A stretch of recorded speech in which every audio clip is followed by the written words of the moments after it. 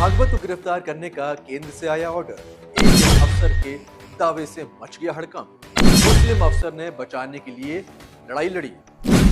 नमस्कार, मैं हूं राजीव पाठक और आप देखना शुरू कर चुके हैं वीआर न्यूज। दोस्तों, आरएसएस प्रमुख मोहन भागवत को लेकर बहुत बड़ी खबर सामने आ रही है। एटीएस के एक अफसर का दावा है कि दिल्ली की सरकार भागवत को गिरफ्तार किए जाने का दबाव बना रही थी, लेकिन जाबाज अफसर ने सरकार के दबाव में न आकर सरकार को दो टूक न सिर्फ जवाब दिया, बल्कि इस पूरे मामले को मीडिया में वायरल भी कर दिया है। इसके बाद से पूरे मामले में हड़कंप मचा हुआ है। क्यों मोहन भागवत को गिरफ्तार किए जाने की बात सामने आ रही है? क्यों एटीएस के अफसर ने गिरफ्तारी से मना कर दिया?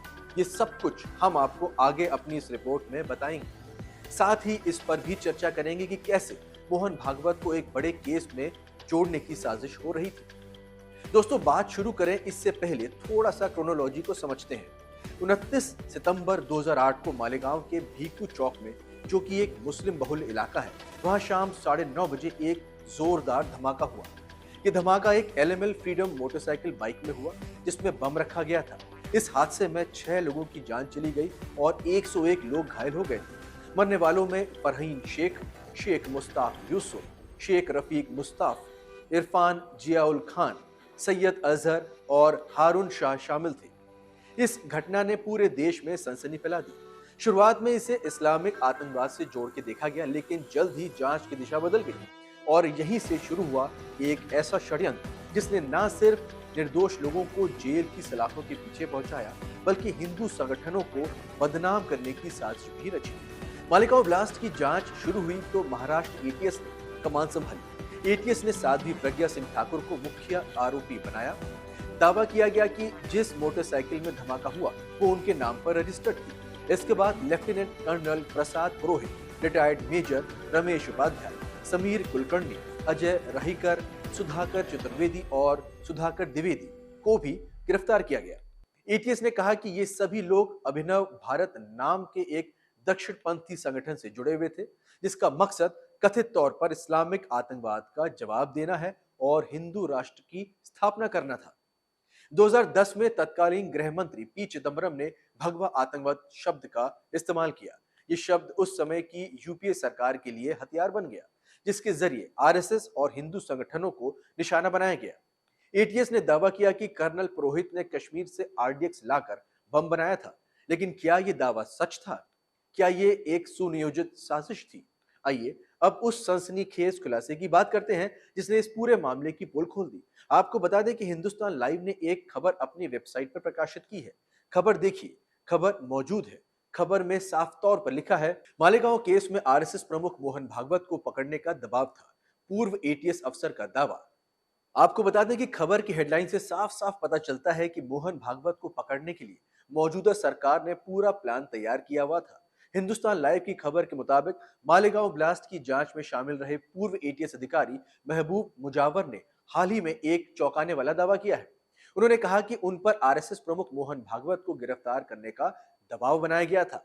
जी हाँ, आपने सही सुना। मोहन भागवत, जो राष्ट्रीय स्वयंसेवक संघ के संघ संचालक है, उन्हें इस केस में फंसाने की कोशिश की गई थी। मुजावर ने साफ कहा कि उनके सीनियर्स ने उन्हें आदेश दिया था कि मोहन भागवत को गिरफ्तार करें, लेकिन उन्होंने इस आदेश का पालन करने से इनकार कर दिया, क्योंकि उन्हें सच का साथ देना था और इस इनकार की कीमत उन्हें अपने करियर से चुकानी पड़ी। वो कहते हैं कि इसके बाद मेरे करियर को बर्बाद कर दिया गया। इस खुलासे ने दिल्ली से लेकर नागपुर तक हलचल मचा दी। सोचिए, अगर एक ईमानदार अधिकारी ने उस समय दबाव में आकर मोहन भागवत को गिरफ्तार कर लिया होता तो क्या होता?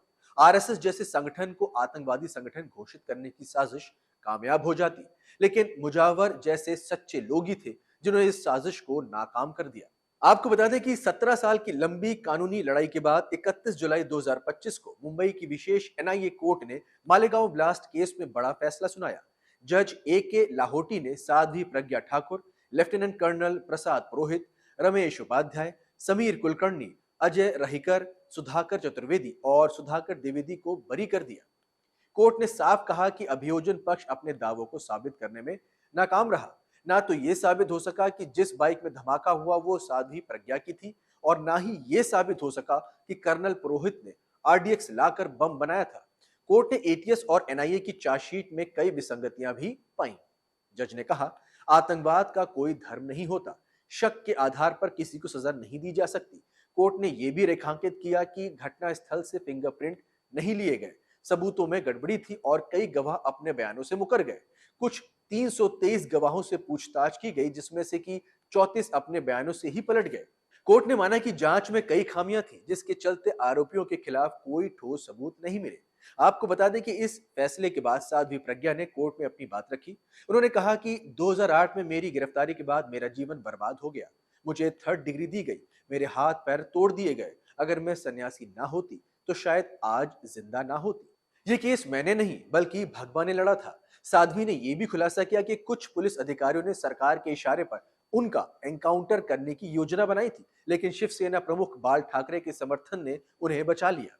लेफ्टिनेंट कर्नल प्रसाद पुरोहित ने भी अपनी पीड़ा साझा की। एक फौजी जिसने देश के लिए अपनी जिंदगी दांव पर लगाई, उसे आतंकवादी करार दे दिया गया था। वो 9 साल तक जेल में रहे बिना किसी ठोस सबूत के। समीर कुलकर्णी ने कहा कि यह भारत के सबसे लंबे मुकदमों में से एक था, जिसमें जजों के बार बार तबादले ने सुनवाई में देरी की। मालेगांव ब्लास्ट केस में सिर्फ एक आतंकी हमले की कहानी नहीं है, ये एक ऐसी साजिश की कहानी है जिसका मकसद था हिंदू संगठनों को बदनाम करना। एटीएस की शुरुआती जांच में दावा किया गया था कि अभिनव भारत ने धार्मिक उन्माद फैलाने की साजिश रची थी, लेकिन जब 2011 में एनआईए ने जांच अपने हाथ में ली तो कई चौंकाने वाले तथ्य सामने आए। एनआईए ने पाया कि एटीएस ने कुछ आरोपियों को गढ़ा था और दबाव में कबूलनामे करवाए थे। 2016 में एनआईए ने अपनी चार्जशीट में मकोका के आरोप हटा दिए और कहा कि साध्वी प्रज्ञा के खिलाफ कोई ठोस सबूत है ही नहीं। महबूब मुजावर का दावा इस पूरे मामले में सबसे बड़ा खुलासा है। हिंदुस्तान लाइव की खबर के अनुसार मुजावर ने साफ साफ कहा कि उन्होंने मोहन भागवत को गिरफ्तार करने का आदेश दिया गया था, लेकिन उन्होंने इसे मानने से मना कर दिया।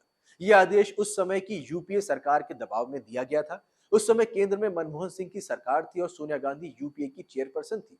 बीजेपी और आरएसएस लगातार आतंकी हमलों को लेकर सरकार पर हमलावर थे। ऐसे में मालेगांव ब्लास्ट को एक मौके के तौर पर देखा गया ताकि आरएसएस को आतंकी संगठन साबित किया जा सके।